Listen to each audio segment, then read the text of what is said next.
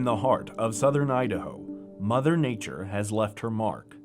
What she left us serves as a reminder to all living creatures what she is capable of and why she should be respected.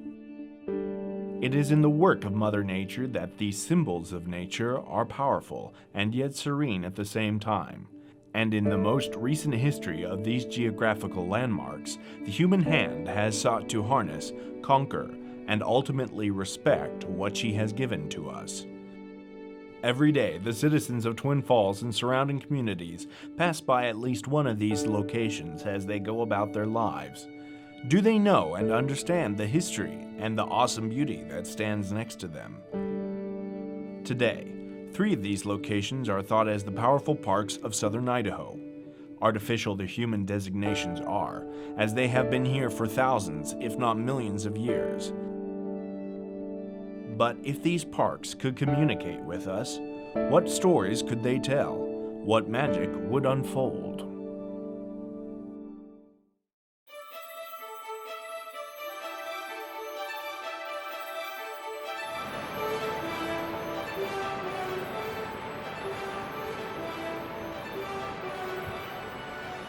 It is here that we see the marvelous power of nature, referred to by the Indians as gift of the Great Spirit.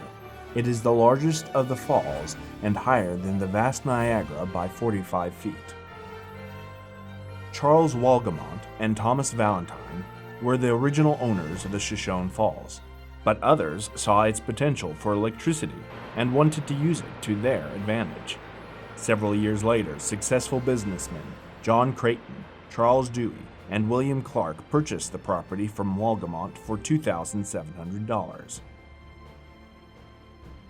As Creighton, Dewey, and Clark developed the property, its popularity began to rise.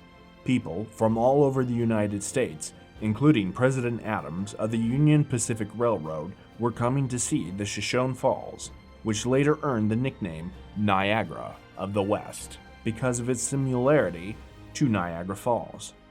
Hotels, roads, and even a ferry were built to serve the increasing amount of visitors. Around the same time, the idea for harnessing the power of the falls was unfolding. I.B. Perrine was the father of this area here. He's the one that got the dams for irrigation to turn this sagebrush into farmland. He also had an orchard down below where he got prizes for his fruit and vegetables, and he laid the town out. He's just a busy guy. In April of 1890, the Shoshone Power and Electric Railway Company was organized to utilize the water power of the falls for manufacturing, mining, and milling. The company eventually failed, but the land was bought again in 1916 by the Idaho Power Company. It was estimated that Shoshone Falls had a capability of producing 10,000 horsepower. 1938 was the year the state of Idaho began to beautify Shoshone Falls.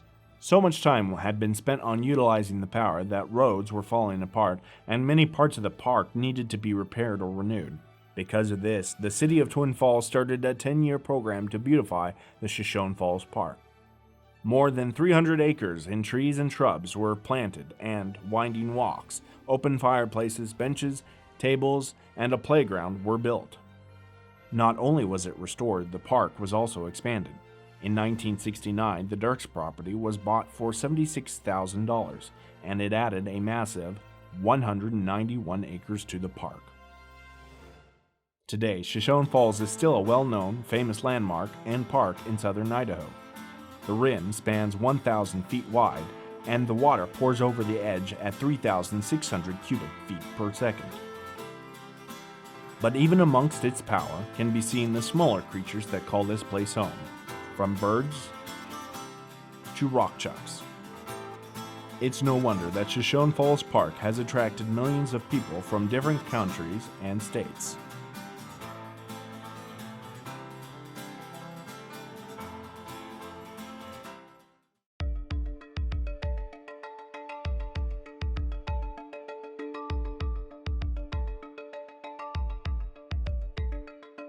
Donated to Twin Falls County by the Twin Falls Rotary Club, Centennial Park was established in 1992.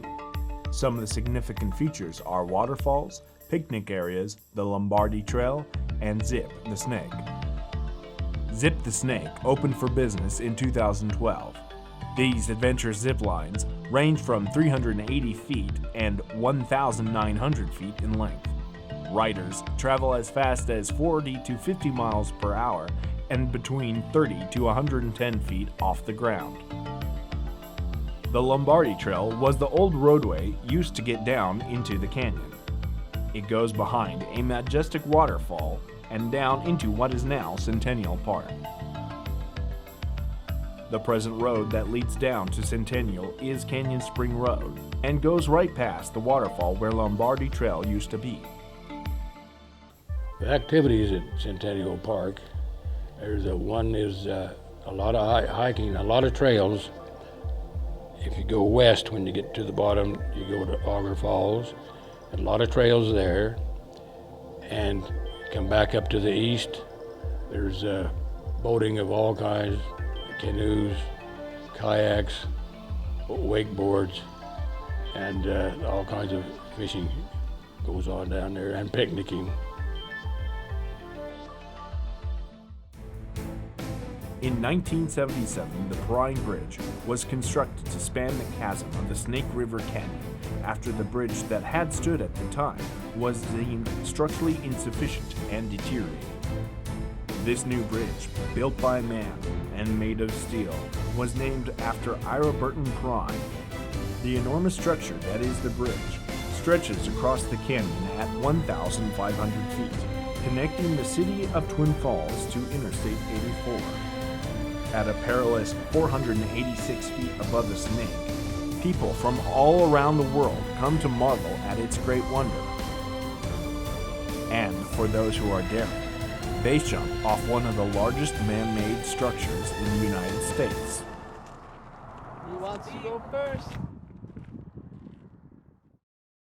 Perhaps the best park is one mostly untouched by the hand of man. 20 miles away from Twin Falls, there is a canyon unexplored by many people, Box Canyon. It sits among fields of sagebrush and can only be seen from the mile-long trail that follows the canyon's edge. Little is known about this fascinating valley, but its alluring qualities make it one of the mightiest secrets that Idaho has to offer.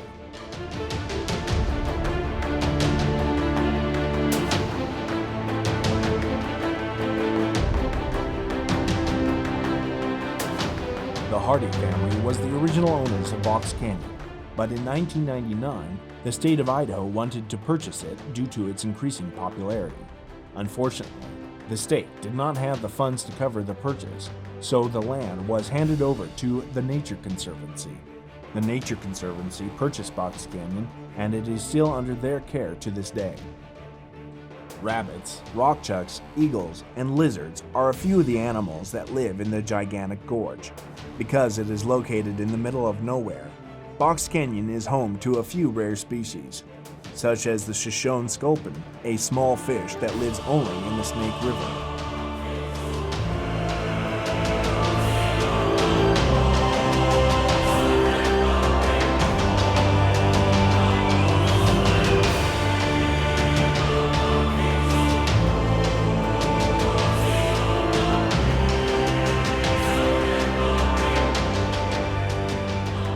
The biggest attraction of Box Canyon are the clear and clean turquoise ponds that rival the Blue Lakes of Canada.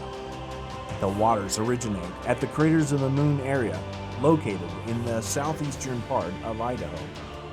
From there, the waters sink under the rugged lava beds and travel underground to be rediscovered at the tip of Box Canyon. Their unrealistic appearance and allure are perhaps the best-kept secret of Idaho.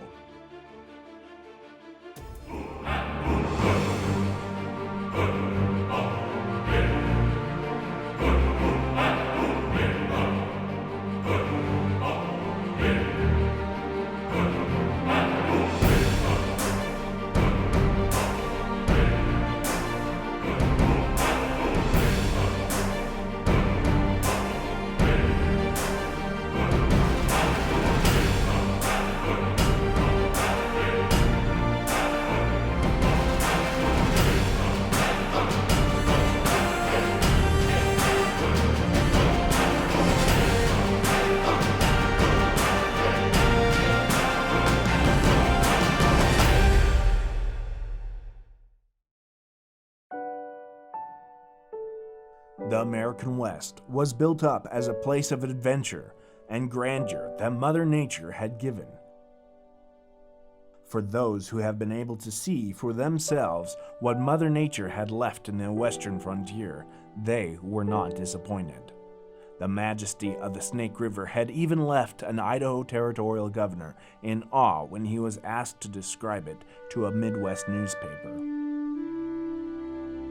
It flows westwardly and northwardly for many 100 miles, and running most of its course hundreds of feet through perpendicular rocky canyons, over great seething rapids, and occasionally leaping perpendicularly over precipices, forming falls that for length of water column, for roar of thunder, volume of spray, dazzle of rainbow, and all the surroundings and paraphernalia that go to make up a vast panorama of nature in her most stupendous sublimity and awful grandeur, surpass in her aggregation of wonderment all that I ever beheld, including the Niagara, the Montmorency, the Rhine, the Yosemite, and the Cascades of the Columbia.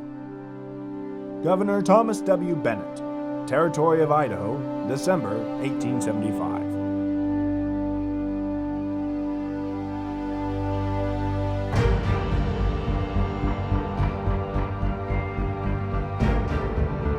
Secret squirrels in 3, 2, 1, see ya.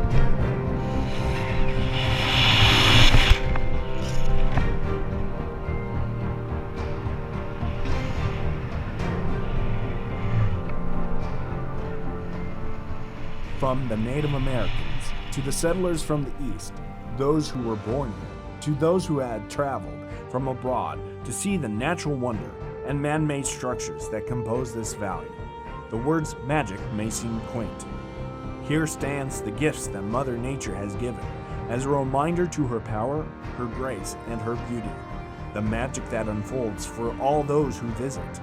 The powerful parks of southern Idaho reign supreme.